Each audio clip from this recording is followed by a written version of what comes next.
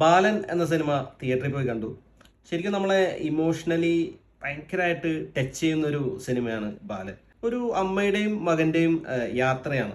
അതിന്റെ കാര്യവും കാരണങ്ങളൊക്കെ നമുക്ക് സിനിമ കാണുമ്പോൾ അറിയാൻ പറ്റും. അപ്പോൾ ആ അമ്മയുടെയും മകന്റെയും തമ്മിലുള്ള ആ ഒരു ബോണ്ടിങ്, അവർ തമ്മിലുള്ള ആ ഒരു റിലേഷൻ, അവരുടെ കോൺവെർസേഷൻ, അതൊക്കെ എന്ത് രസമായിട്ടാണ് സിനിമയിൽ പ്രസന്റ് ചെയ്തിരിക്കുന്നത്. സിനിമയുടെ മേക്കിംഗ് ആയാലും വിഷ്വൽസ് ആയാലും ബാക്ക്ഗ്രൗണ്ട് മ്യൂസിക് ആയാലും പെർഫോമൻസുകളായാലും എല്ലാം ഗംഭീരമായിട്ട് തന്നെ വന്നിട്ടുണ്ട്. ചിദംബരമാണ് ഈ സിനിമ സംവിധാനം ചെയ്തിരിക്കുന്നത്. ജിത്തു മാധവനാണ് ഈ സിനിമയുടെ കഥ, തിരക്കഥ, സംഭാഷണമൊക്കെ എഴുതിയിരിക്കുന്നത്. ബാലന്റെ റോൾ ചെയ്തിരിക്കുന്ന പയ്യൻ അടിപൊളിയായിട്ടാണ് അവൻ പെർഫോം ചെയ്തിരിക്കുന്നത്.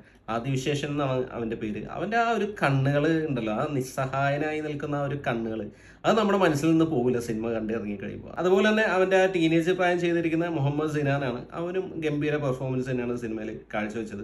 പിന്നെ ഇവരുടെ അമ്മയുടെ റോള് ചെയ്തിരിക്കുന്ന ഫർസാന പാലത്തിങ്കൽ, ഗംഭീര പെർഫോമൻസ് എന്ന് പറഞ്ഞാൽ ഗംഭീര പെർഫോമൻസ്. അവരുടെ മുഖത്തുണ്ട് അവരുടെ ആ ജീവിതത്തിന്റെ പ്രശ്നങ്ങളും കാര്യങ്ങളൊക്കെ നല്ല രീതിയിൽ തന്നെ എക്സ്പ്രസ് ചെയ്തിട്ടുണ്ട്. പിന്നെ ജീൻ പോൾ ലാൽ ഉണ്ട്, ലാൽ ജൂനിയർ.